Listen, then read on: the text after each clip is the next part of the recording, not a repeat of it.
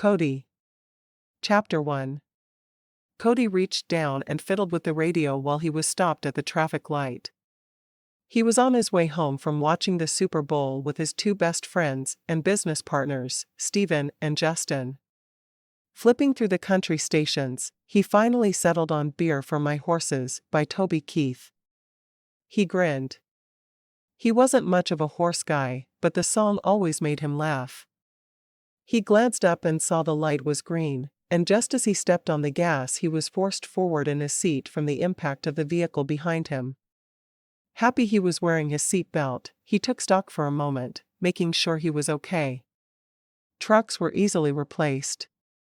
Despite his billions, he drove a Ford F-350 and would until the day he died or they finally quit making the things. A country boy was just as good as his pickup truck. He opened the door and strode the few feet back to see a beat-up blue pickup with a pretty brunette behind the wheel. He opened the door to the truck, not able to take his eyes off her. "Are you okay?" She nodded shakily. "I've never rear-ended anyone before." "I'm so sorry." She reached into her glove box and pulled out her insurance information to give him. "I don't need that. We'll just keep this off the record, miss?" Cassidy. Amber Cassidy. She stared into his dark eyes, unable to calm her shaking enough to get out of the car. How had she been so stupid? She knew her brakes were causing her problems, and she'd planned to fix them, but she had decided to wait just one more month. The wreck was her fault, and she knew it. "What do you do, Miss Cassidy?" Cody could see how shaken up the woman was, so he tried to talk to her about normal things, to give her a chance to calm down. Her eyebrows drew together as she wondered what that had to do with anything. "It's Amber. I'm a riding instructor at the Galloping Horse Ranch." She didn't mention she owned it, but in a few months she'd pay off the last mortgage, and she would finally have gotten back everything her father had lost with his gambling debts. "You sure you're okay? Do you need some help?" He held out his hand to help her to her feet. She ignored his hand and shook her head. "I'll be fine. I'm just a little shaky." She took deep breaths, trying to calm her racing heart. What would he say when he found out she knew her brakes were bad, and she'd tried to put off fixing them? He nodded and walked around to the front of her vehicle to assess the damage. The back end of his truck was dented pretty badly, but her entire front end was crushed in. "Will it start?" She pressed down the clutch and turned the key. Nothing happened. "Doesn't look like it." She shook her head and picked up her cell phone. "I guess I'd better call a tow truck." She sighed. How much would this take out of the budget? More than the brake job would have, she was certain. Cody grabbed the phone from her hand. "I'll take care of the tow." He tucked her phone into his pocket to keep her from calling anyone. She gave him a blank look. "I just rear-ended you. Aren't you supposed to be yelling at me or something? Why are you being so nice? What was wrong with this guy?" Her negligence had just damaged his property, and he acted as if it was his fault. He shrugged. "I guess I'm just a nice guy." He grabbed his wallet, looked at a card, pulled out his own cell phone, and punched in a number. "I need a tow truck." He gave their location and quickly pushed the end button, putting his phone back into his pocket. "Where do you want it towed to?" "I don't know." She sighed, heavily worried about the cost of the repairs. "Do you know of a good body shop?" A cheap body shop who did decent work was what she meant, but she didn't want to come right out and say it. He raised an eyebrow. "It's going to cost a lot more to have it repaired than it would to just replace it. Let me buy you a new one and dinner." He'd never actually offered to buy a woman a truck along with dinner before, but she was incredible, and he needed to make an impression. Of course, if she accepted, he'd do it and walk away, never looking back. He'd been used for his money too many times in the past to willfully walk into that situation again. She shook her head and stared at him in disbelief. "Let me get this straight. I rear-ended you, messed up your truck, and you want to buy me a truck? She needed to go to the doctor and get her ears checked. Why not? Aren't you supposed to be yelling at me for not paying attention to the road or being an idiot or something? What was with this guy? Of course, this was much better than getting yelled at. Probably. Would that make you like me better? Would you go out with me if I yelled at you? A little boy smile transformed his face. She stared at him for a moment, trying to figure out what was wrong with the man. You want to know if yelling at me will make me go out with you? She looked around wondering when the men he'd escaped from would take him back to the asylum. Do you have some medication you're supposed to take? He reached out and stroked her cheek. You're the most beautiful woman I've ever seen. Can I buy you dinner? A truck? An engagement ring? She took a deep breath, not sure how to respond. Is there someone who takes care of you? Someone I can call? He laughed out loud. I promise, my mind is as sound as yours. He shrugged. I just tend to go after what I want, and I want you. He reached out and took her hand in his. Let me drive you home and I'll take you to dinner on the way. He'd just eaten with his friends, but he didn't care. He'd sit and watch her eat if it gave him more time with her. She eyed him skeptically. Do you even have a driver's license? He reached into his pocket, pulled out his wallet, took out his license, and handed it to her. The state of Texas seems to think I'm capable of driving. She looked at his license, noting that he was 30. The image was definitely him, and as she read his name she wondered why it seemed so familiar. She shrugged and handed the card back to him. Okay, so you have a license. So can I drive you home and take you to dinner? His big brown eyes pled with her, reminding her of a puppy dog. She glanced at the time on the dash of her truck. It's after 10. I ate a long time ago. Dessert then? She sighed. Maybe if she agreed, he'd realize she was just a boring woman who worked too much. Fine. You can drive me home and buy me a dessert somewhere. Is there anything even open at this time on a Sunday night? He shrugged. We can hit an Applebee's. They're all open until 2 now. He wanted to take her somewhere nicer, but that would have to wait until another day. The tow truck drove up and he walked over to deal with the man. Thanks for coming so fast. The man nodded. Anything for you, sir. Where do you want it towed to? Cody lowered his voice so Amber wouldn't hear. Tow it to an easily bribed mechanic. I'm going to buy her a new truck, whether she wants it or not. I need someone who will agree with me that this one is totaled. He slipped the man a bill as he shook his hand. Call me with where you tow it to. I'll deal with her. Anything you say. The tow truck driver transferred the $100 bill into his pocket and hooked up the tow truck. Bill this to my credit card, Cody told the man while Amber protested. He turned to her. You wouldn't have hit anyone if I hadn't been there, so in a way, it's my fault. He knew his reasoning was flawed, but judging by the age of her truck, she really didn't have a lot of money to waste on a tow. She shook her head. I can't let you pay for my tow when I rear-ended you. That's crazy. Where did this guy come from? He shrugged and took her arm, guiding her to the passenger side of his truck. After starting the truck, he looked at her. Where do you live? I live on a ranch outside Corral City. 35 North. Is that up near Denton? Yeah. Not far from there. She paused. Why don't you just drive me home? You don't need to buy me a dessert. He reached over and took her hand in his as he drove toward Highway 114. I want to. I can either take you to Applebee's up in Denton or there's a Waffle House in Roanoke. We can eat it on our way to I-35. Does Waffle House even serve desserts? She secretly loved Waffle House because you never knew who was going to show up there. There were always crazy people, and the waitresses never seemed to have a filter telling them what they shouldn't say to a customer. It was a fun place to eat.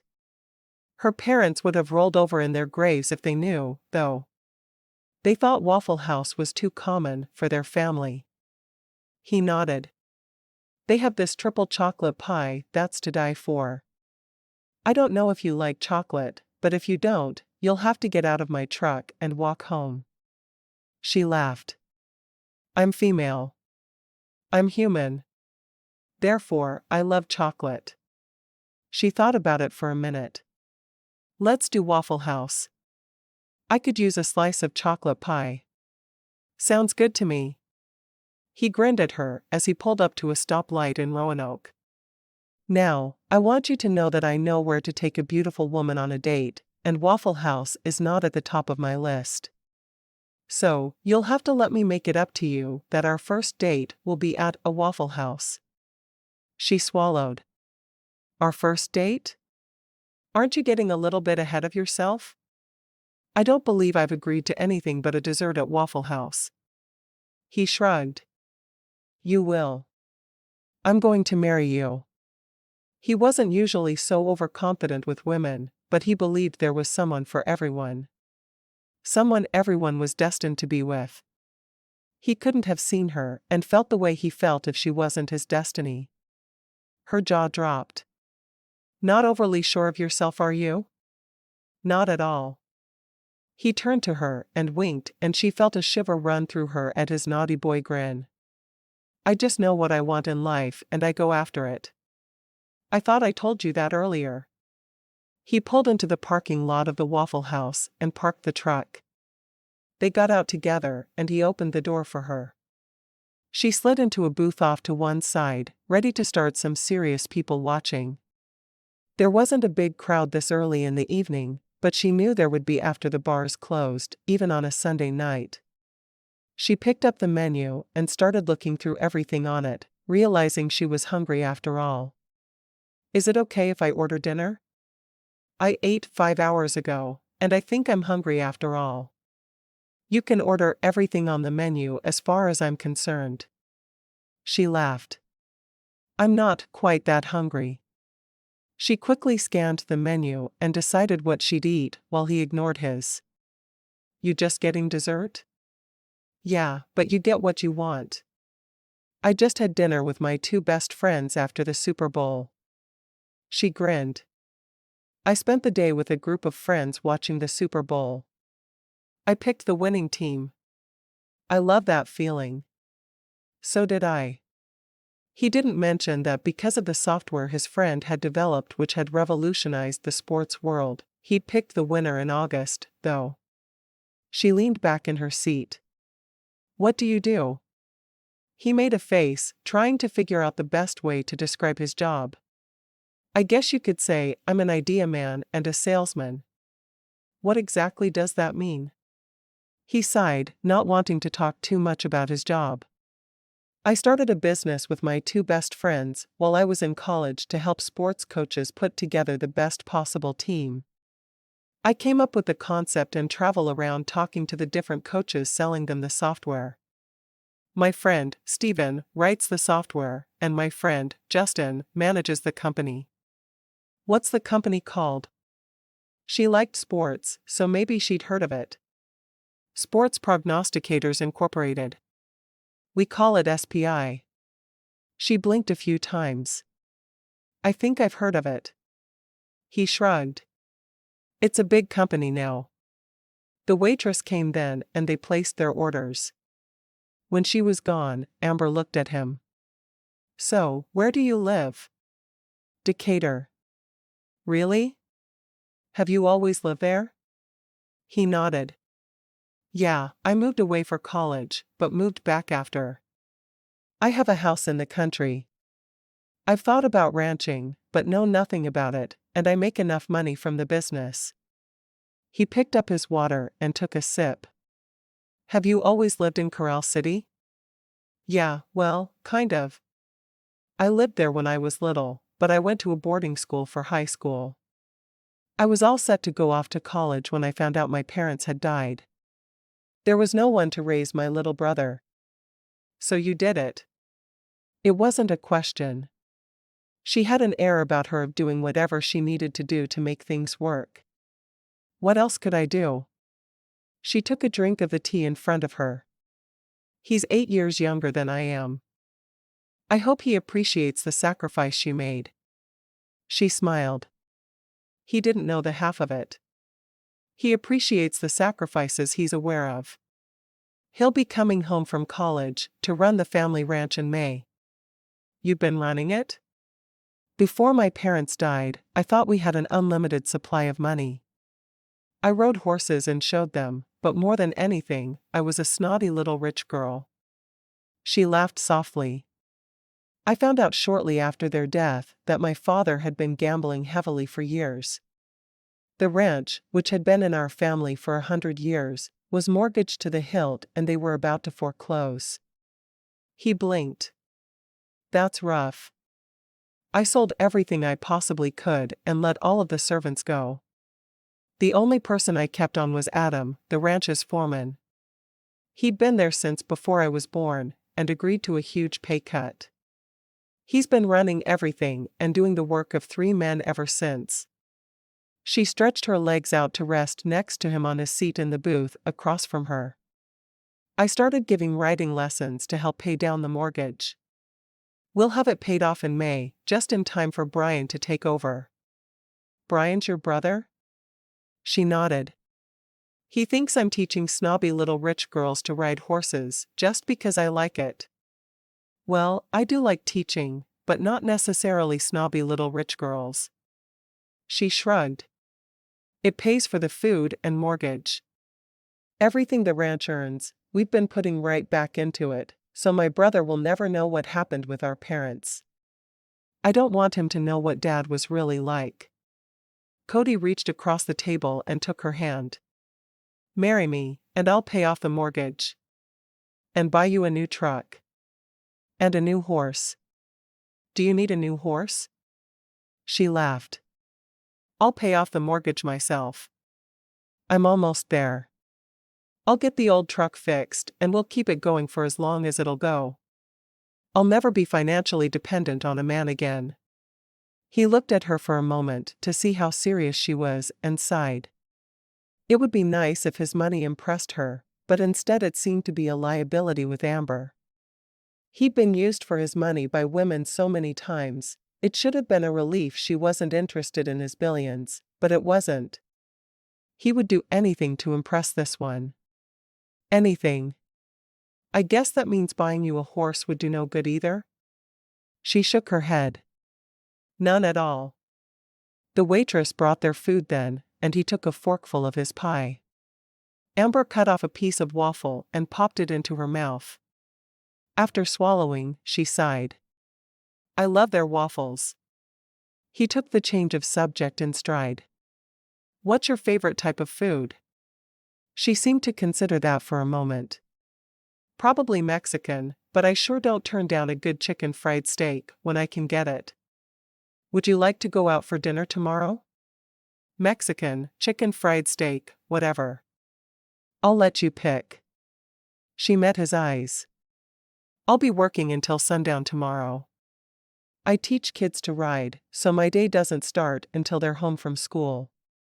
She didn't add that she was always up early to take care of the horses. Grooming them and feeding them and mucking out the stalls fell to her as well. As soon as the mortgage was paid off, they'd be a ranch with enough income to hire some more hands, but for now, it was all on her. Lunch then? She shook her head.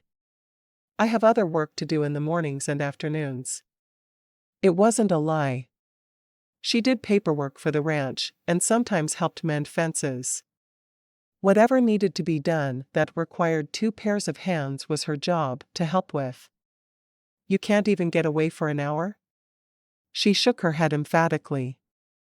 Cody was obviously a spoiled little rich boy who thought he could buy anything and anyone. She wasn't for sale.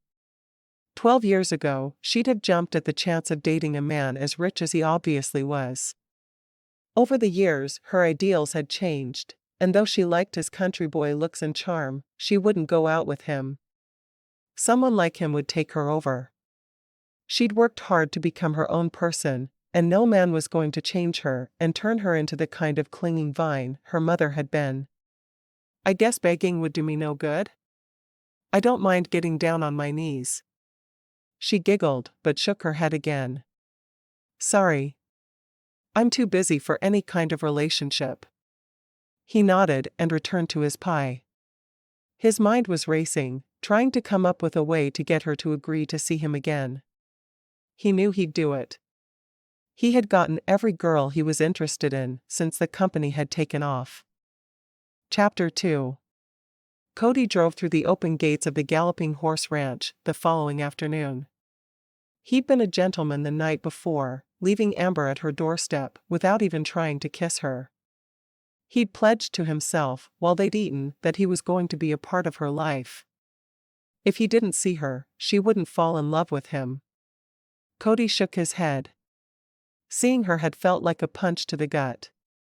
He believed in love at first sight, and he knew that's what this was. He was in love with Amber, and she was going to be his wife, whether she knew it or not. He parked next to the big house and went to the door. He'd spent the morning buying a new truck and donating his old one to a local charity organization. They didn't mind the dented fender, and it was a good way for him to give back to the community. He gave 3 sharp knocks at the door and waited. After a minute, Amber opened it and looked at him. I wondered how long it would be before you turned up here. Instead of inviting him in, she stepped out onto the doorstep with him. You know, I've always wanted to learn to ride, and now that I know a riding teacher, I figured I should take advantage. How much do lessons cost? Whatever she asked, he'd triple it. He'd pay her 10 times her going rate if that's what it took. She sighed, shaking her head. I'm sorry. I only teach kids. I'd come when none of your other students were here, so you could make more money without disturbing your schedule with them. And I'd pay triple. She looked at him considering. Triple her normal rates would have them paying off the mortgage faster, and maybe she could buy a few head of cattle before Brian came home from college in May. My normal rates are $100 per hour. No problem. Can we do daily lessons? He wanted as much time with her as he could get. 2-hour lessons every weekday maybe? She blinked. He was willing to pay $600 per day for riding lessons? $3,000 per week? That would go a long way toward getting the ranch back where it used to be. Have you ever been on a horse? He shook his head. No, but I've watched a lot of westerns. I should have done this a long time ago. Despite her reservations, she nodded. Okay, we can do 2-hour lessons every weekday. Would 10 in the morning be okay? That would give her time to do what she needed to do in the mornings before he got there, and give her some time to rest before the evening crowd came in for their lessons. 10 would be great. As long as he got to see her, any time would be great. If she told him he needed to show up naked at 3 in the morning, he'd be there without questioning her. I'll be right back. She slipped into the house and went to her office, bringing back a sheet of paper for him to sign and a page explaining what he needed to do. This is a release to sign in case you're injured. You'll need to wear jeans and boots to ride. She looked him up and down, taking in the faded jeans, cowboy boots, and thick coat. What you're wearing is perfect. You need to get yourself a helmet. I keep some on hand, but none in your size. She pointed to the bottom of the second paper. That store will sell you one. When can we start? Tomorrow? Or would you rather wait until next week? Tomorrow's good. I have some business calls to make, but I can handle them in the afternoon. Spending 2 hours with her every day would be perfect. She couldn't avoid him if she was working for him, and if they did the lessons at 10 every morning, surely he'd be able to talk her into lunch occasionally. She'd see what a great guy he was and fall at his feet in love. Or maybe she'd tell him to go away. Either way, it was a chance to see her. Do I need to bring my own horse? Do you have a horse? He shrugged. I could get one. She sighed and shook her head. No, you can use one of my horses. It's no problem. You don't want to go to the trouble and expense of buying one until you know you're going to enjoy riding. He turned and she watched him walk away with mixed emotions. His butt looked great in his jeans, and she was so attracted to him. He was the kind of man she should be staying away from, but he was offering her a lot of money. She had to give him the lessons for the ranch's sake. Asterisk asterisk asterisk. Cody showed up 10 minutes early the following morning. He was dressed in jeans and old cowboy boots and wearing a thick coat. In his hand he clutched what was obviously a brand new riding helmet. Amber looked him up and down. Perfect. Morning. You ready to learn to ride? He nodded, finding he was nervous at the prospect. Not only had he never been on a horse, but he hadn't really spent any time around them. If he'd been able to come up with another way to spend time with her, he'd have done it. He followed her into the barn and went with her to the stall on the end. First lesson is saddling your horse. I'll let you use one of my horses with no problem, but it's your job to saddle him and wipe him down when you're done. She saddled her own horse and he mimicked her movements with the horse she indicated for him to use. He watched her carefully as she showed him exactly how to adjust the saddle and the stirrups. He'd watched enough westerns with his father growing up that he was sure he could just mount the horse in one fluid move and be ready to go, but he was astonished to find it took him 3 tries to actually get up on the thing. It'll get easier every time. She didn't let him see her grin. She showed him how to hold the reins and what to do to get the horse to move with him. Slowly, they moved around her small corral, where she took all the beginners. By the time they were finished, Cody felt inept. He wasn't going to stop, though, because it gave him a chance to be with her. He felt a little sore as he got down and rubbed his backside when he thought she wasn't looking. She grinned with her back turned as she put the horses back into their stalls. Maybe you should throw a bit of money at a massage therapist this afternoon. He sighed. I probably will. She turned and led him out of the barn. Should I pay you for the whole month today? She blinked in disbelief that he could pay for a whole month at $600 per day without even thinking about it. You can pay weekly or monthly. Whatever you prefer. He walked to his new truck, a red Ford F-350, very similar to the old one. He opened the door and reached in, pulling out a pen and a checkbook. He quickly wrote her a check and handed it to her. Her eyes widened at the amount. This is more than we agreed on for the whole month. He shrugged. I like round numbers. He looked over her shoulder at the house, finding that he'd lost a lot of his courage with her after she'd seen just how bad he was on a horse. How about lunch today? She sighed and shook her head. I can't. I have some paperwork to do while I eat at my kitchen table. He nodded, having already expected that answer. He'd get her to go out with him, though. I'll be here tomorrow at 10. Climbing into his truck, he waved at her and drove away.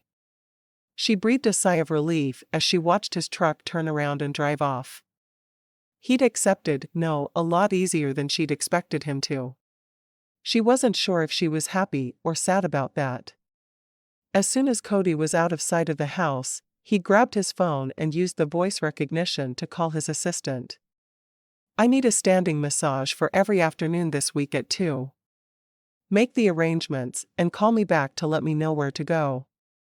Home would be best if you can make it happen. He heard his assistant's laughter as he hung up the phone. What had he been thinking to hire his younger brother to make his appointments and basically help him keep his life scheduled?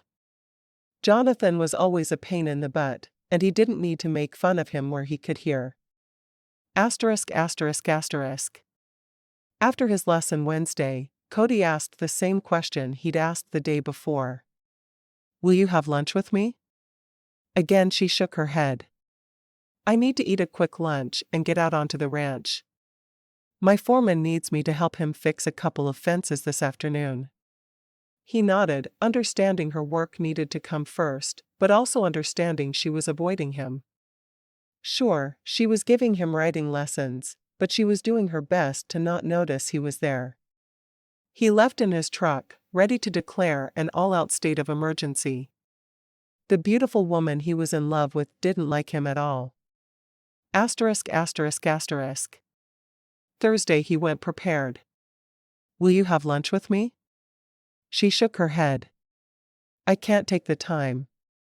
I need to spend the afternoon doing paperwork, and the time it takes to leave and go to a restaurant and come back will put me behind. She was honest with him, but she wasn't telling him the full reason.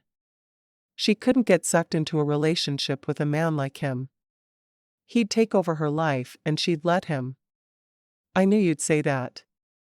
Cody opened the door to his truck.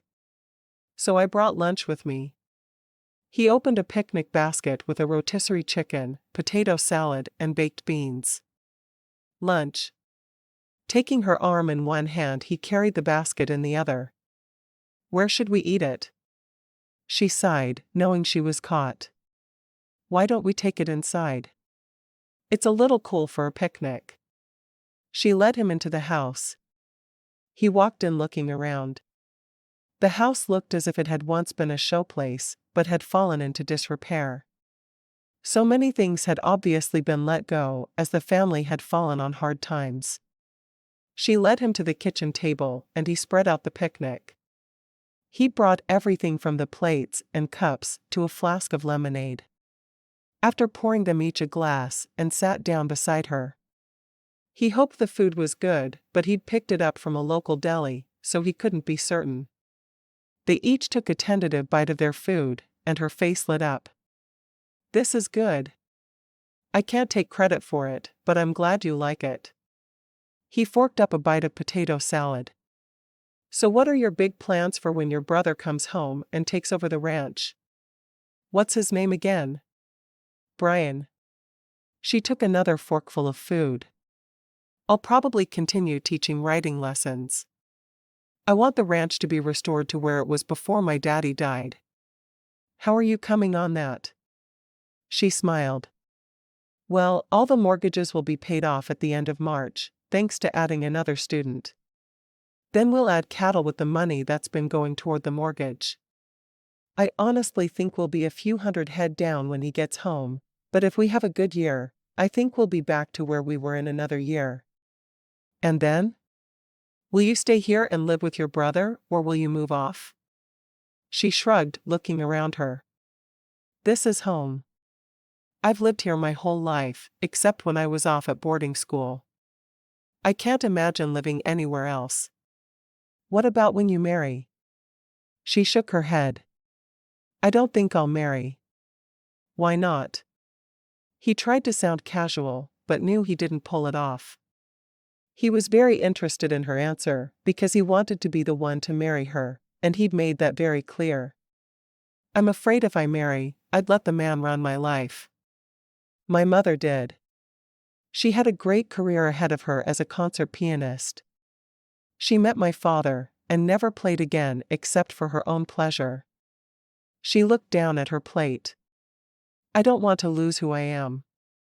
If you marry the right man, you won't. For instance, I would encourage you to keep working if you wanted to. Or show horses if you wanted. Or do anything you want. What would you be afraid of losing about yourself? He asked the question because he truly wanted her answer. He didn't want to do anything that would upset her or stifle her personality in any way. She shrugged. Mainly working with horses, I think. If you marry me, I'll help you build the best horse ranch in Texas. I have the space. I don't have a stable, but I can have someone start building it today. You can be in charge of everything, and we'll just use my money. She shook her head. That's the thing. I don't want to use your money. I want to make my own. I don't want to have you take care of me. I'll lose who I am. He sighed. I wouldn't want you to lose who you are. I guess I need to prove to you that you can stay who you are while being in a relationship with me. To do that, though, you need to date me. I keep asking for specific nights when I want to take you out. What would be a good night? I can't date you. She shook her head automatically. She didn't want to lose herself. Just give me a chance. Please. She looked into his big brown eyes and was reminded of a small puppy. She just couldn't say no to that look. All right. The only night I really have open is Sunday, though. He nodded, agreeing readily. He was supposed to have a business dinner with Justin on Sunday night, but he'd call him and tell him he had to bring a date. Their business would only take about 10 minutes anyway. Here's my stipulation. I'll go out on this one date with you. If I feel like you're not the one for me, then you have to stop trying to get me to eat lunch with you every day. He tilted his head to the side, considering. 5 dates. 2 dates. 4 dates. She sighed. 3 dates. She held her hand out to shake on it. He ignored her hand and leaned forward, brushing a soft kiss across her lips. 3 dates it is. He pulled away before she had a chance to respond. She sucked in a deep breath. If he ever kissed her for real, she was going to melt into a puddle at his feet. This was not a good idea. What time on Sunday night? She asked. He thought about the time it would take him to drive from her ranch to Dallas, where he was meeting Justin at an upscale Mexican restaurant. Would 5 be okay? He was meeting Justin at 7, so that would give them plenty of time even if the traffic was bad. If it wasn't, it just gave him a little extra time with Amber, and that couldn't be a bad thing. She nodded. I'll be ready. The way you're dressed now will be fine. Just try not to smell like horse manure. It may be an aphrodisiac for me, but I don't know if it would be for everyone. She sighed. I don't think you've ever seen me when I didn't smell like horse manure. Why are you asking me out anyway? Because I fell in love with you the moment I laid eyes on you, of course. Could there be any other reason? Chapter 3. Amber couldn't believe how nervous she was as she got ready for her date with Cody on Sunday evening. She was only going out with him to get him to leave her alone about future dates. She laughed for a moment. If she kept telling herself that, she'd eventually believe it, right? She dressed carefully in her newest pair of jeans, her favorite cowboy boots, which she'd spent 30 minutes scraping the manure off of, and a western shirt. After a moment's consideration, she decided to leave her cowboy hat at home, because she was sure Cody would be wearing his, and they didn't need to look alike. She was ready 5 minutes early and went into the kitchen for some water to calm her nerves. She leaned against the counter, drinking it slowly, taking in the kitchen and thinking about how it would look to a stranger. It was a huge room, and had once sported the newest in appliances. She hadn't bought anything new for the kitchen in the years she'd been running the ranch, except a second-hand table, which had replaced the antique she'd had to sell. It was the same throughout the house. All of the nice furniture had been replaced by garage sale finds. When she could replace them, a lot of rooms were simply left empty. She'd closed off most of the house, and didn't use it. It was too much for her to keep up with cleaning anyway. They'd had a small army of maids when she was a child keeping up with everything, and now she did it all by herself, but she certainly wasn't able to keep to the same standard of cleanliness and run her writing school as well. She wished it was better, but she'd made the choices she needed to make. She heard a loud knock on the door, and straightened up, putting her glass upside down in the sink to be loaded into the dishwasher when she got home. Cody had been true to his word since they'd agreed to the 3 dates, so the one kiss was all they'd shared. As she walked to the door, she touched her lips, thinking about how soft his had felt against hers. She knew she wasn't ready for the kind of relationship he wanted, but she didn't want to let him go either. She opened the door wide. Hi there. Considering how she felt, Amber was surprised her voice was as calm as it was. He was leaning against the door jamb smiling at her. His smiles turned her insides into a mass of wriggling nerves. "Are you ready?" She nodded and stepped out onto the doorstep with him, turning to lock the door. She didn't always lock it, but her foreman was gone this evening as well, and she thought it would be best.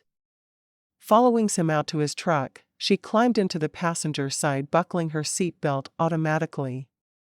"Have you heard anything from the body shop about my truck?" He put the truck in drive and nodded. "The truck is totaled. There's nothing they can do." She sighed and took a deep breath. There went the idea of paying off the ranch early. She could get a dependable second-hand truck, but it was going to wipe out most of her savings. Well, darn. That's going to eat up all my savings. The wreck was my fault. I shouldn't have been messing with my radio when the light turned green. Let me get your truck. He glanced at her out of the corner of his eye to gauge her reaction. You can't just buy me a truck. How many times did she have to tell him she wouldn't accept a truck from him? Why not? His voice was reasonable as he asked. I saw a bracelet online I wanted to buy you last night. It was $32,000. I didn't buy it. I restrained myself, so I get to buy you something for less than that. Do you think we could find you a decent truck for under that? She laughed out loud at his reasoning. I think I'm just going to file with my insurance company. I'll have to pay a deductible, but then I won't feel like I'm selling myself to you. He shook his head. I'm richer than God. Let me spend some of the money my stockbroker keeps multiplying over and over. I'm not using it. Please? No way. She sat back in her seat, realizing the seat warmer was making her toasty warm. Where are we going for dinner? A small Mexican place in Dallas. She turned to him in surprise. She'd thought he might take her to Denton or even Fort Worth, but Dallas? Why drive so far? Why? That's a long drive for a dinner. There are a couple of reasons. Number 1, I want to spend time with you, and this gives us more time together. Number 2, I need to meet one of my business partners for a quick meeting. It's going to take 10 minutes, and he's bringing a date, so it's not just a business dinner.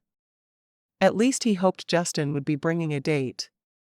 He'd forgotten to call him until he was pulling onto Amber's property. Hopefully he'd given his friend enough time to find someone. She made a face.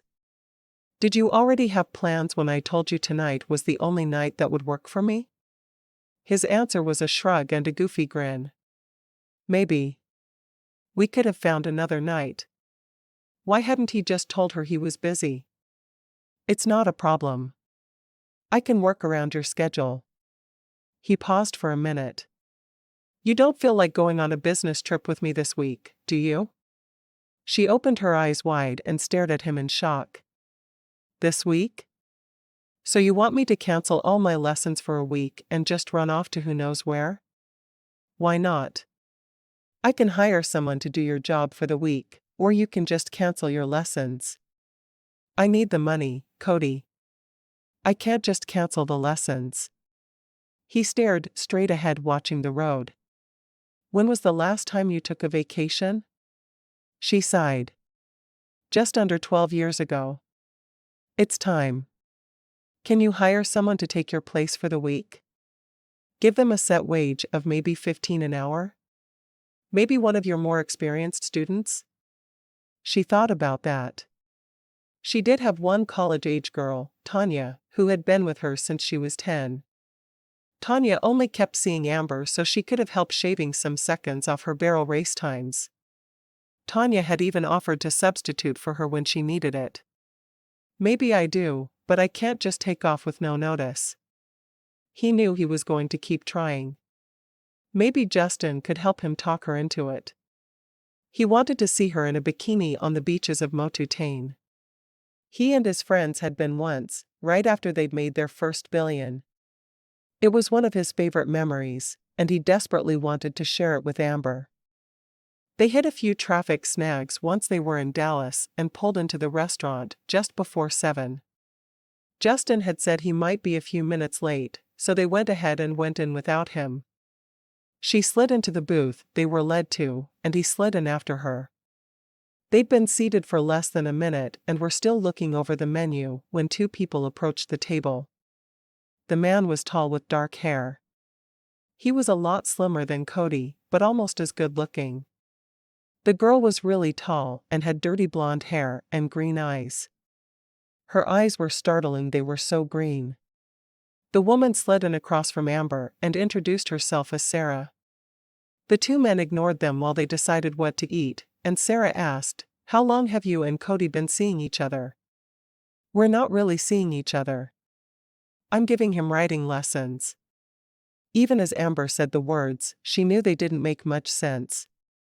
The skeptical look on Sarah's face told her she was right. "Oh, okay. Is that what you do for a living?" Amber nodded. "I usually only teach children, but Cody insisted." She didn't mention the triple pay. Sarah sighed.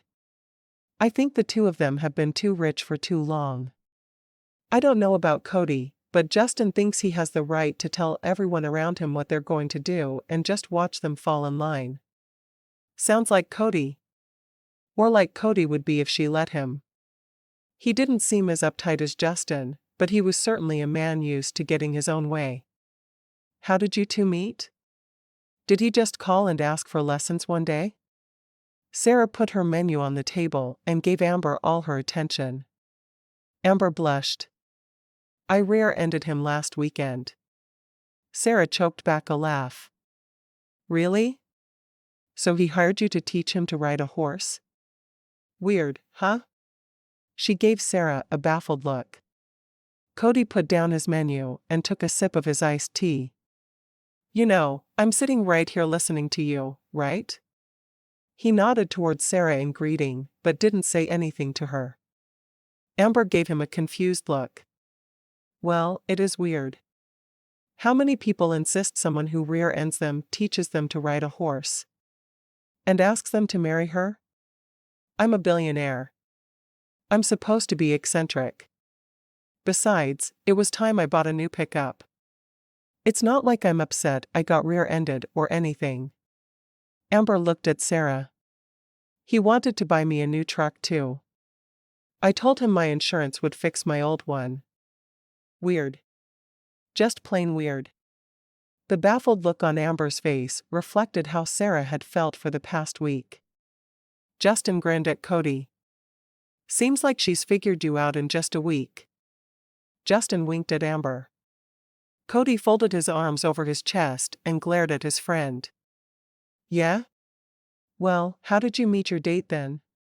He knew the answer would be bizarre, because Justin never met women the normal way. The last woman Justin had introduced him to had been the activities coordinator of his grandmother's nursing home. Sarah shook her head. "Oh, we're not dating. I'm his executive assistant." Cody looked at Justin. "What happened to the hyper-organized Candace?" Candace had been with the company since its inception. Justin wouldn't let her go, would he? "Maternity leave. She's taking a year off after the baby's born, so I needed someone." "I thought she was waiting another month?" Justin shrugged. "She said she wanted to take off early." Cody knew there must be more to the story than Justin was telling him, but he didn't press it, because he didn't want Justin pushing him too hard about how Amber came to be his date for the evening. They could rib each other when the women weren't around. They placed their order, and Amber and Sarah chatted quietly while the two men looked at some charts. Amber surprised herself by inviting Sarah to the ranch. She didn't have a lot of time for friends, but there was just something about the younger woman that drew her in. Finally, Justin put the charts into a briefcase and Cody stretched out, dropping his arm around Amber's shoulders. It was the first time he'd done anything like that, and it scared Amber just how natural it felt. "Are y'all done?" she asked. "Yeah. He likes me to look at his charts and see if I think they're feasible before we knock Steven over the head with them."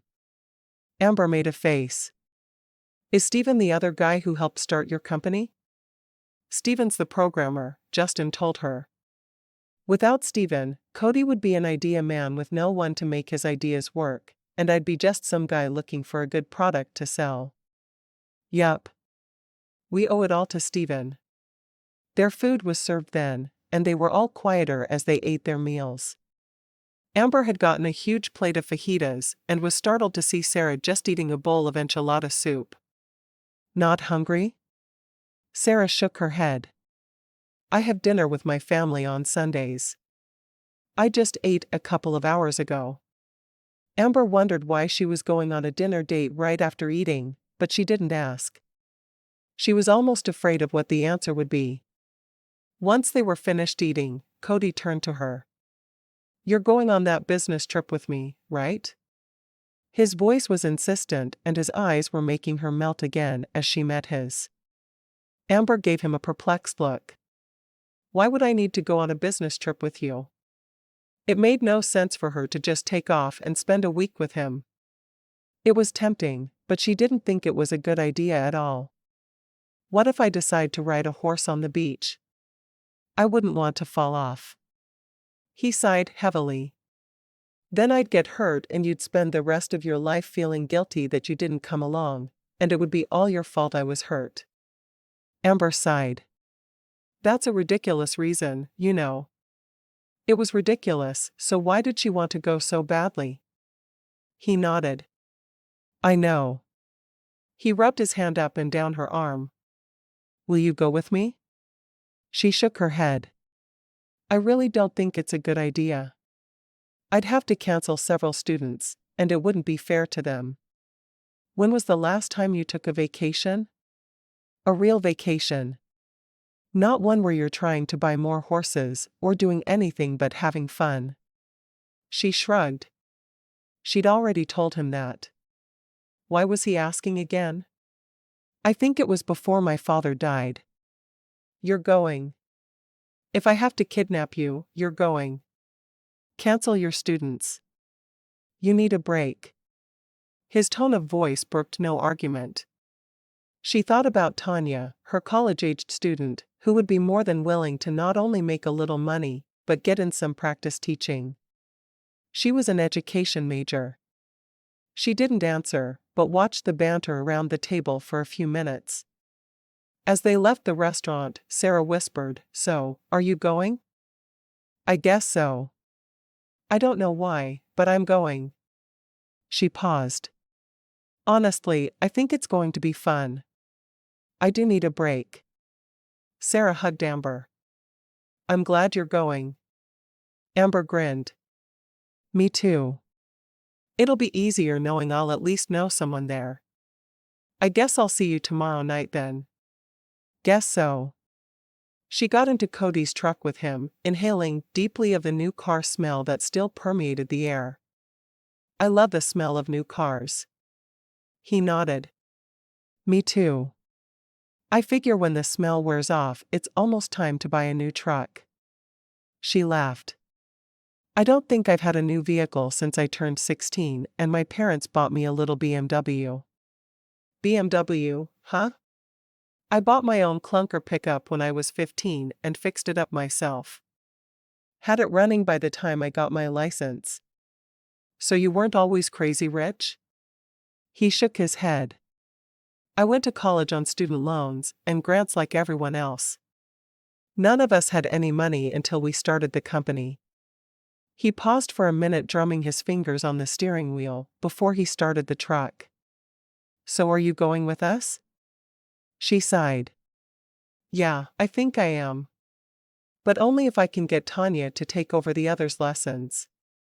I can't just abandon all my students for a week. When will we be back? And where are we going?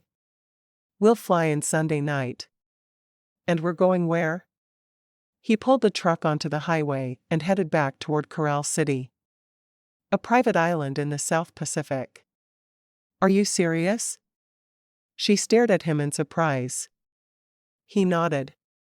Pack for the beach. I'll let you know in the morning if I can arrange for a substitute.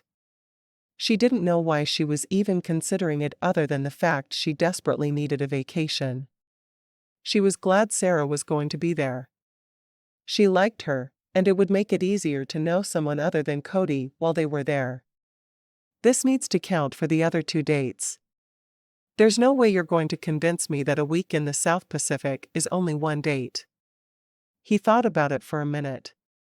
So if you're not convinced I can be respectful of you and not try to run your life after the week, I can't ask you out again, right? Right. That's fair. He reached over and took her hand in his as he drove. I'm enjoying the writing lessons. She looked at him. I'm glad. At first, I wasn't sure if you'd keep doing it. Why? I thought maybe you'd get embarrassed that a woman had to teach you the basics. She watched his face to see any reaction. He shrugged. Honestly? I was really embarrassed that first day when I couldn't get up on the horse right away. I've been okay since then. He squeezed the hand he held in his. You're an amazing writer. I know you said you rode when you were a kid. Did you do a lot of showing horses? Yeah. I did showing and barrel racing. Barrel racing? Really? Were you any good? Yeah, I was one of the best. My boarding school was big into the equestrian sports, and I was the best at my school. I wanted to go on to do some racing at area rodeos, but my father was against it. He thought I should find a husband instead. Someone he chose?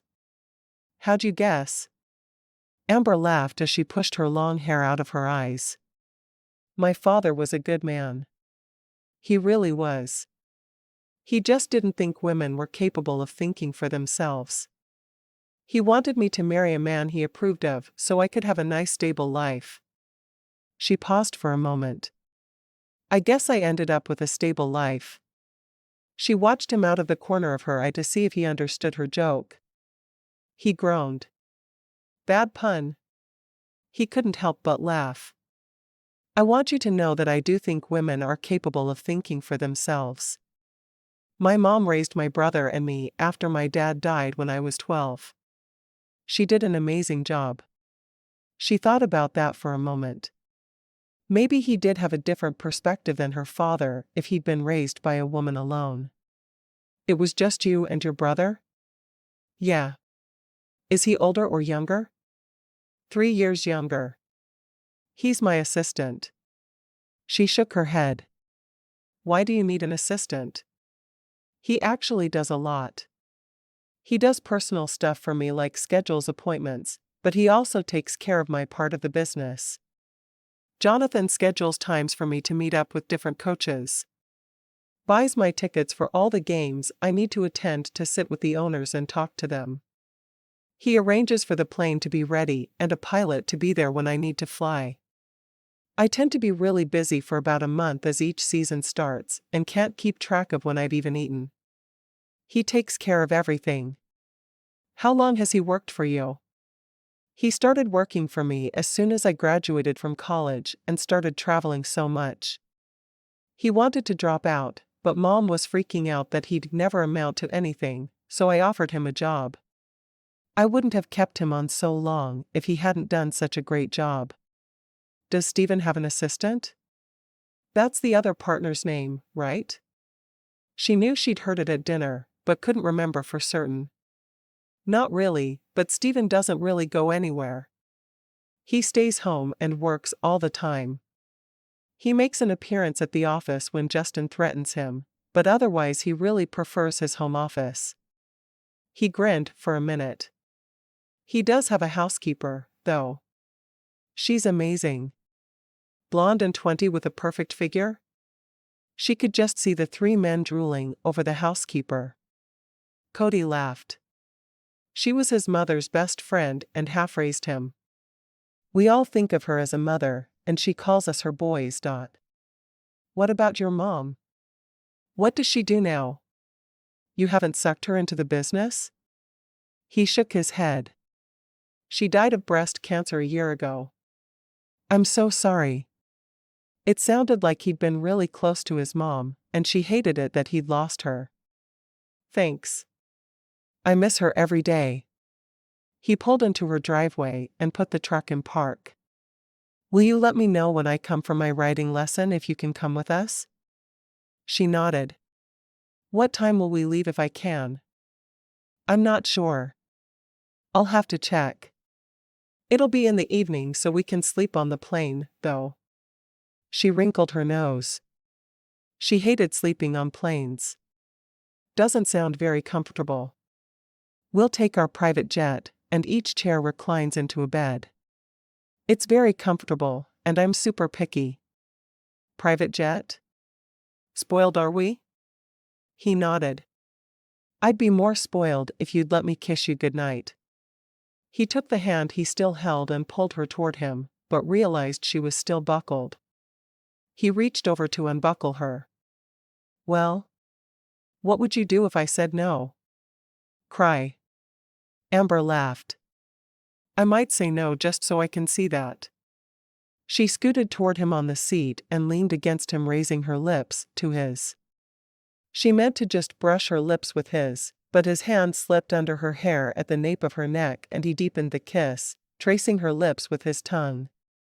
She immediately opened her mouth for his invading tongue, moving hers to tangle with his. Amber hadn't dated at all in the years since her parents had died, despite the invitations. She'd chosen to instead concentrate on the ranch and her writing school.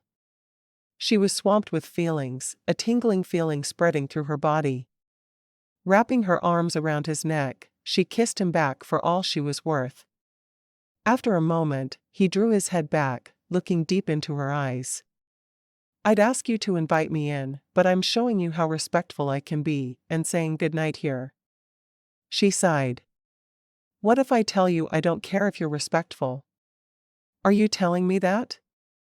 She thought about it for a moment, before shaking her head. She'd love to ask him in, but she wasn't sure she was prepared for what that would invite. It had been so long since she'd let a man touch her with more than a handshake, she was worried she would be vulnerable to any man.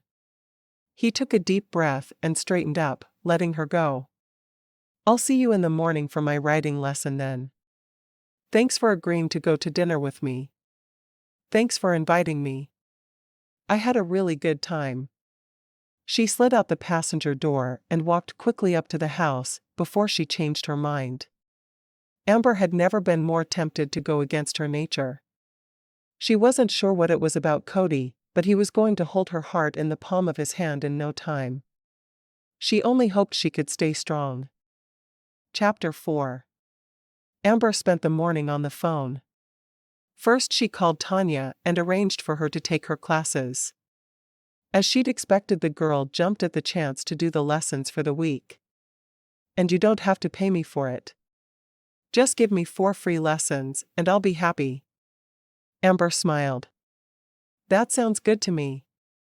The girls' classes were all in the mornings, so she could be there by 4 when her first students started to arrive with no problem. She agreed to stay in the house and feed the horses before school as well, relieving Amber of the stress of finding someone to take over that chore. After she settled everything with Tanya and the girl agreed to come and get the key that afternoon, she started calling the local car dealerships, trying to find a truck that would suit her for a price she could pay. She was talking to the 3rd dealership when she noticed 2 vehicles drive up to the house. I'll call you back. She stepped out onto the porch and watched as one man, driving a new pickup truck, walked to her and handed her the keys. What's this? The man shrugged and turned to get into the car with his coworker, and the 2 drove away. She walked out and looked at the truck, furious Cody had bought her a truck without her consent. Sure, she needed to have a vehicle. She was almost out of groceries and had to arrange to leave grocery money behind for Tanya, but she wasn't going to owe him anything. When he drove up 10 minutes later, Amber was seething. What were you thinking? I told you I didn't want you to buy me a truck. He shrugged. Think of it as the jewelry I'd have bought any other girl on the first date. You buy women jewelry on the first date? Sure. Women expect me to buy them things, because I'm rich. I don't care.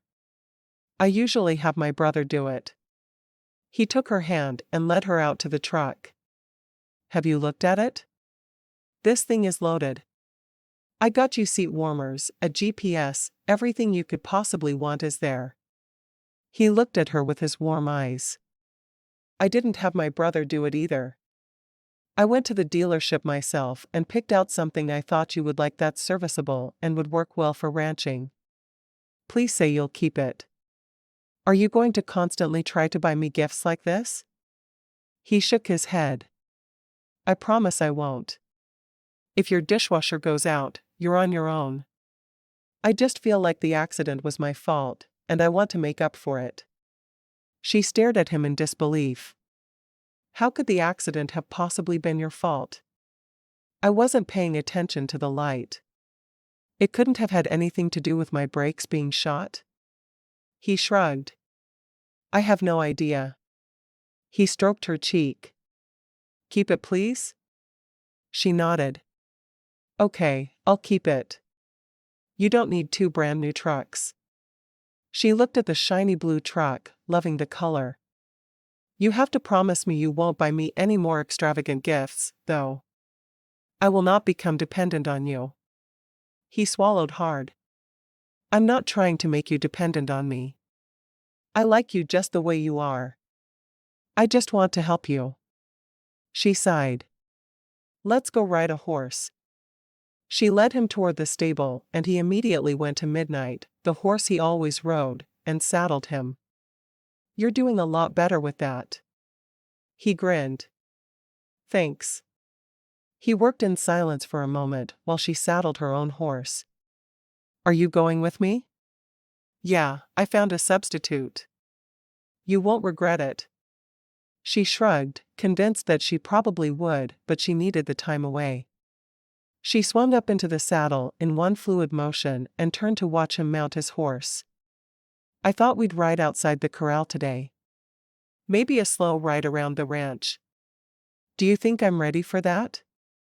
I wouldn't suggest it if I didn't. I don't let my students get hurt by pushing them too far too fast. She waited until he was beside her before she walked her horse toward the path she liked to take around the perimeter of the ranch. I would take right at 2 hours to ride it all. She pointed out different things as they went past. He noticed a lot of things that weren't in perfect repair as they rode. He hated she'd had to let so many things go so she could get everything back to what it once was. Are you going to tell your brother everything you've done to get the ranch back up to where it used to be? She shook her head. I'm not planning on it. He already hates that I had to raise him. He won't like it at all that I put my whole life on hold even after he was in college to make everything work. Surely he knows some of the sacrifices you made? She shrugged. Some maybe. He doesn't know most of them though, and if I have my way, he won't. I don't want him to think he owes me anything. I can understand that. I hope he doesn't figure it out. They rode on in silence with her pointing out different things. They ran into Adam, her foreman, and she introduced the 2 men. Amber looked at Cody. Adam put me on my first horse. He's been part of my family for as long as I can remember. The men shook hands, and she could tell Adam was sizing Cody up. I mentioned this morning I was going on vacation for a week. Cody and I are going together. Where are you taking her? Adam's voice was gruff and he was built like a mountain.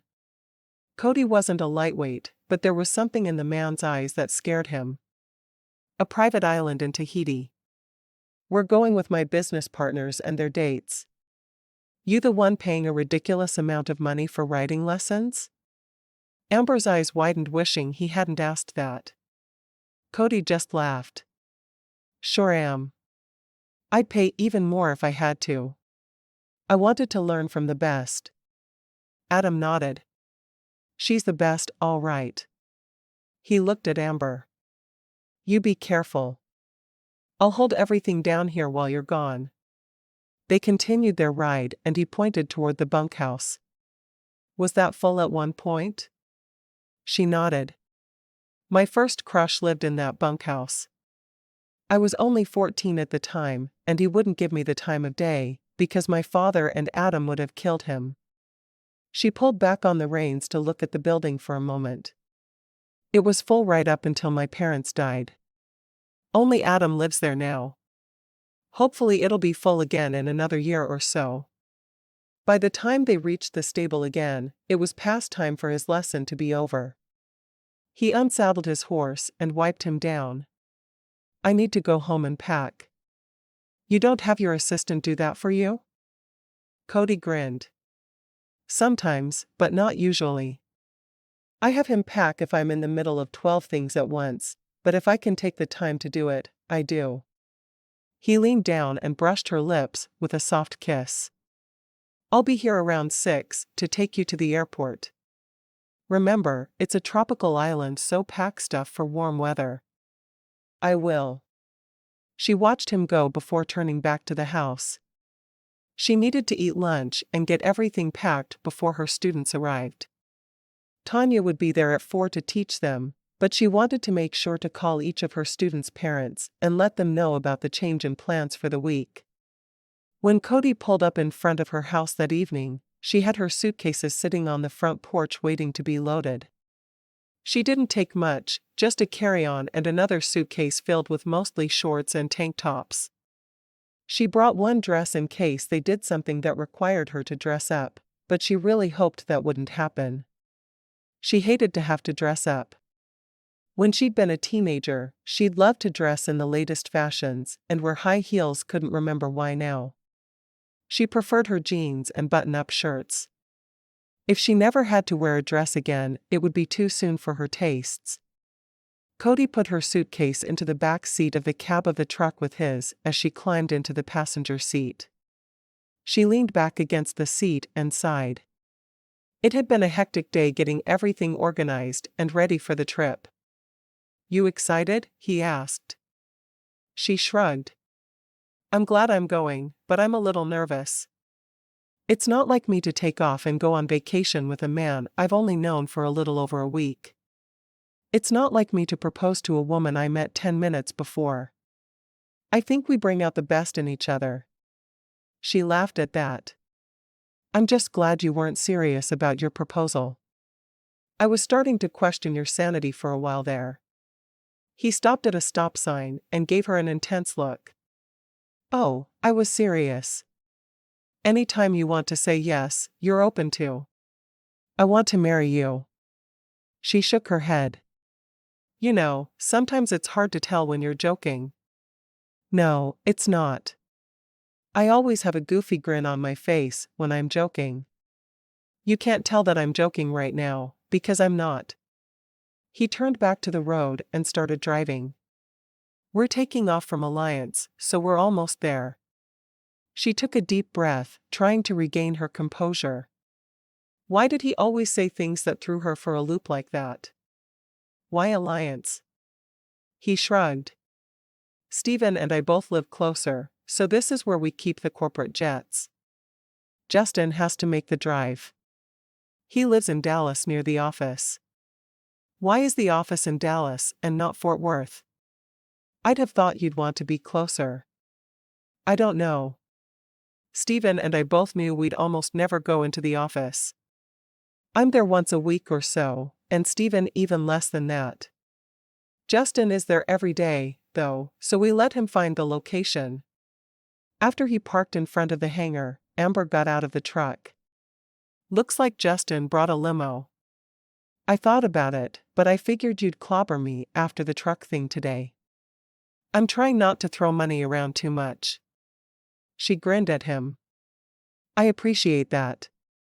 I like you just fine when you're not throwing money around. You don't have to do that to impress me. He gave their suitcases to the man loading the plane. Are you excited?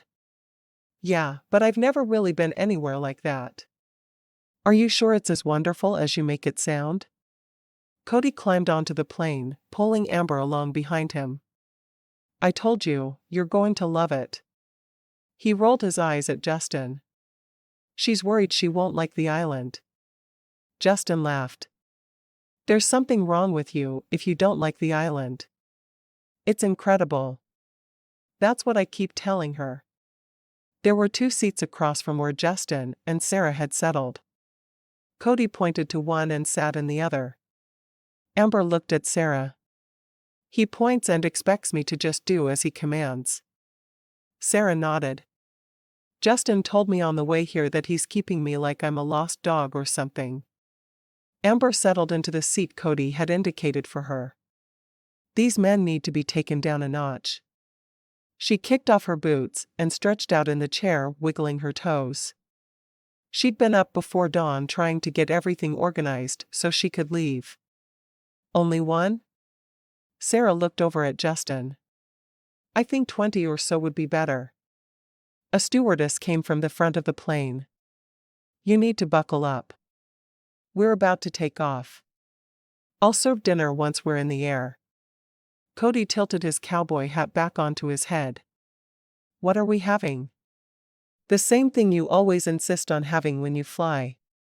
Salad, steak, and baked potatoes. She walked back toward the front of the plane.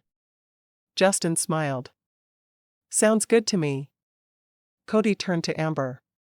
Did you get everything settled at home? She nodded. Tanya is there teaching the kids now. It felt strange leaving them, but I know her, and I know she's going to do a fabulous job. I've considered hiring her several times in the past when I felt overrun with students. You should. You'd still make money off of her work. You wouldn't lose a thing and would actually end up ahead. Amber nodded. I need to think about that. What did you do today? Sarah asked Justin. I got all my charts and graphs in order for the meeting. On your day off? Sarah made a face. That is a day off for him, Cody cut in. He's always loved playing with numbers and making stupid little graphs. I swear, when we were in college, we had new little graphs shoved under our noses daily. Finally, we had to tell him to stop wasting ink or the company would go under. Sarah gave Justin a look. Really? He shrugged. I find charts relaxing. I know, it's weird, but it works for me. Sarah looked at Amber with wide eyes. Do you find charts relaxing? Amber shook her head. I've never found anything having to do with money relaxing. Just stressful. What do you do to relax then? Amber smiled. I ride my horse. I still live on the ranch where I grew up and I take long rides through the countryside. Or she would if she ever had time. Sundays were the only days she took for herself, and she usually spent them catching up on laundry and housework. Sarah nodded. I'm not much of a horse person, but I can see that as relaxing. I'm so glad you don't make charts. She said the last in a loud whisper, and then cut her eyes over to Justin to see how he'd react. Justin glared at Cody. Thanks, man. I'm glad you've got my back. Amber felt like giggling at the annoyed sound of Justin's voice. It was obvious the men had known each other forever and genuinely enjoyed being together. Someone has to. Cody took Amber's hand in his and rubbed his thumb over her palm, sending shivers up her spine. I know all of your embarrassing secrets, you know.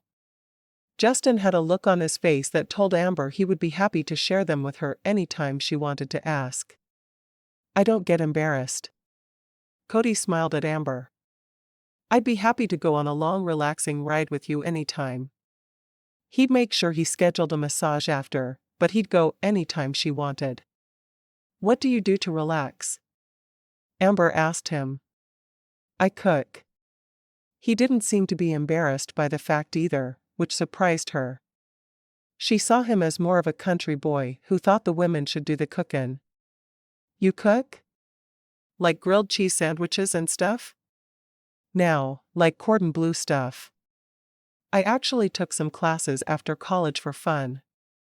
He didn't mention that sometimes he put on his chef's hat and apron and cooked for the sheer joy of it. Cody often dropped off meals for people he knew were having a hard time, just to help them out. He did it anonymously, because he didn't want anything out of it, because he just enjoyed cooking and helping people. You'll have to cook for me sometime. Amber hated to cook. She would rather do just about anything than spend time over the stove. She ended up eating a lot of frozen meals and sandwiches as a result. I'd love to. His hand covered hers. She looked into his eyes. He was the warmest, most affectionate man she'd ever been around. Sometimes she wondered if he could possibly be real or if she was dreaming him. And then he did something crazy, and she knew he was real again. The stewardess came then with their meals. A table folded down out of the wall to put their plates on. Once they were done eating, and the meal was cleared away, Cody pulled out a deck of cards. Spades, anyone? Sarah shrugged. Sure. Amber frowned. I guess, but you'll have to teach me. I've never played. She hadn't had the whole college experience where people sat around playing cards, and her family had never been into them. She didn't hang around with the other girls a lot at boarding school, because she was too busy in the stables, so card games were pretty much beyond her. Cody nodded. You're Justin's partner then. Why do you always stick me with the people who have never played? Justin glared at Cody. Because I like to win, of course. Amber caught on quickly, and they played 2 games. Cody and Sarah won the first, but Justin and Amber edged them out in the second. By the time they were finished with the second game, Amber was exhausted. Is it time to sleep yet? Cody showed her how to lean her seat back and reached over to stroke her cheek once she was settled back. He wanted to stay up all night watching her sleep, but he knew he needed to sleep, too. He didn't want to miss out on the fun on the island because he was being sappy on the plane.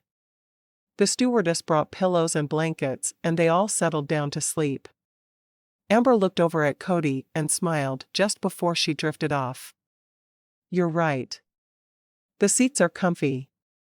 Chapter 5. They all woke as the wheels touched down on the runway in Bora Bora the following morning.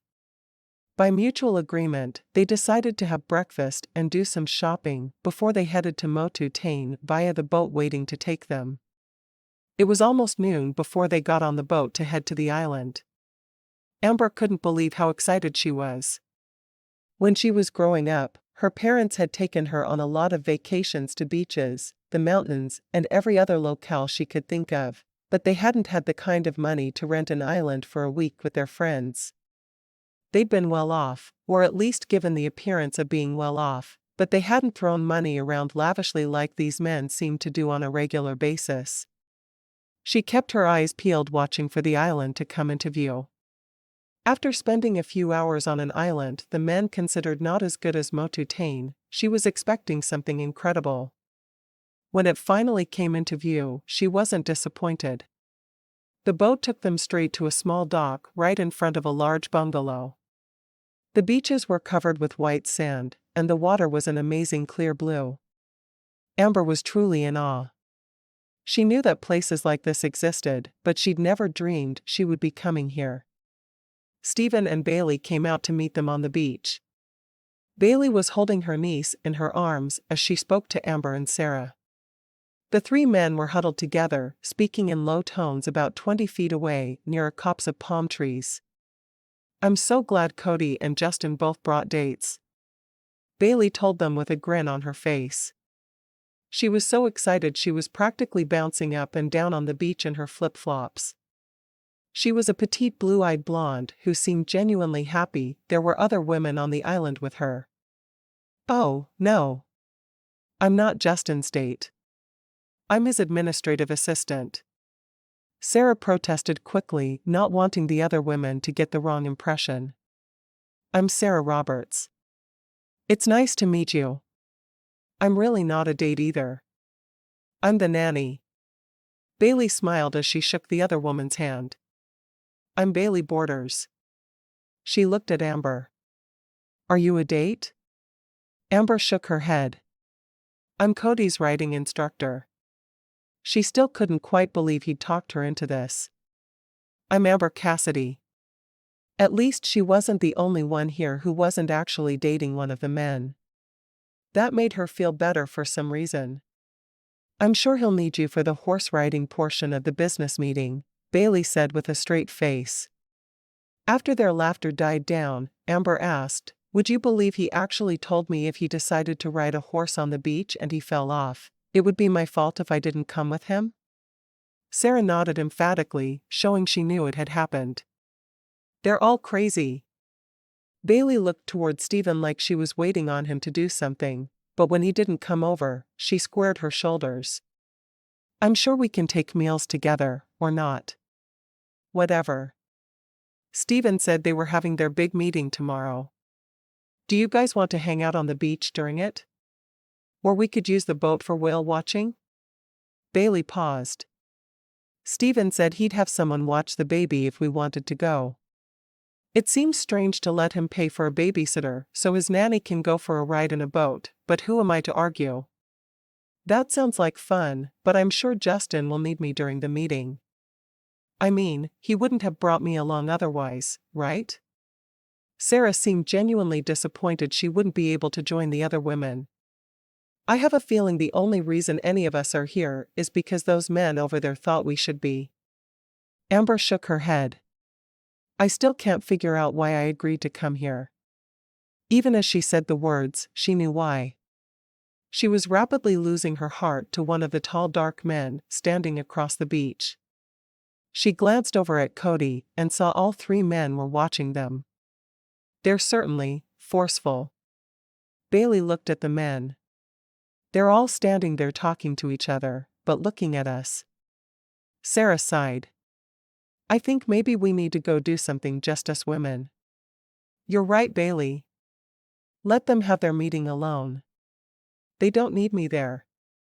What do you think we should do? Go out on the boat? Hang on the beach? I'm open for anything. Stephen also said something about how he could have spa treatments arranged. It didn't sound fun when I was the only girl, but having a spa day could be cool. Amber thought about it for a second and then grinned. That sounds like fun. Let's do this. We'll spend the morning whale watching in the boat, and then come back here for an afternoon of spa treatments. I spend so much time smelling like horses, it would be nice to actually have my nails done and look like a girl for a change. Even though Cody claimed the smell of horse manure was an aphrodisiac, she was sure he'd be thrilled if she smelled good for a change. Sarah nodded. I could go for that. I've never done anything like that. Have you? Her voice was filled with excitement at the prospect. I did once, when I was a teenager, but not since. I've been too busy trying to save my family's ranch so my kid brother would have the life he's always thought he'd have. Amber shrugged. It's all been worth it, too. I've been too busy simply struggling to survive. Who can afford a nice spa day? Bailey smiled down at the baby in her arms. It was obvious she loved the little girl and any sacrifices she made in life were more than worth it to her. What did you girls decide to do tomorrow while we're in our meeting? Stephen asked as the men joined them. He slipped his arm around Bailey's shoulders as if he was showing the other men his possession of her. Amber almost laughed out loud. She couldn't believe three men who were so different in some ways were so much alike in others. Sarah looked at Justin. You don't need me for the meeting? Justin shook his head. Have fun with the other ladies. They're all three just alike, you know. Bailey acted as spokesman with Stephen. We want to go whale watching in the morning, and then in the afternoon we want a spa. Sounds good. I'll make the arrangements. Why don't you girls tell me what you want included in your spa package, and I'll make the call. Stephen seemed to take it in stride. They wanted to spend his money. Amber looked at the others. So what are we doing for dinner tonight? Let's do the Polynesian dancer thing again. Cody's eyes were sparkling as they looked into Amber's. They'll do a private show for us right here on the island, and we can have them do a luau-type traditional menu or anything we want, really. What would you like to have for dinner? I think the traditional thing could be cool. I've never been to a luau before.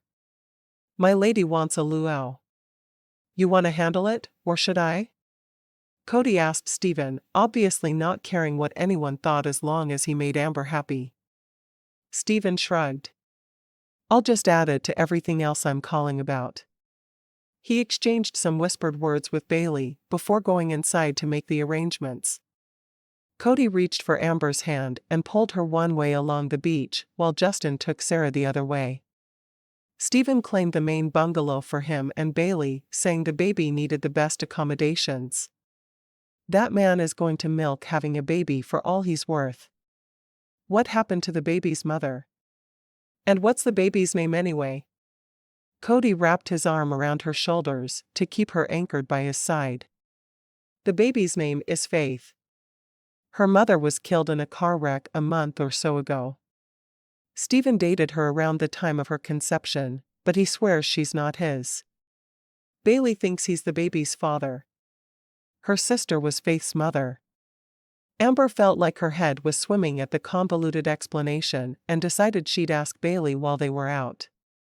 So if they've commandeered the main bungalow, where does that put us? In a tent on the beach? Cody laughed.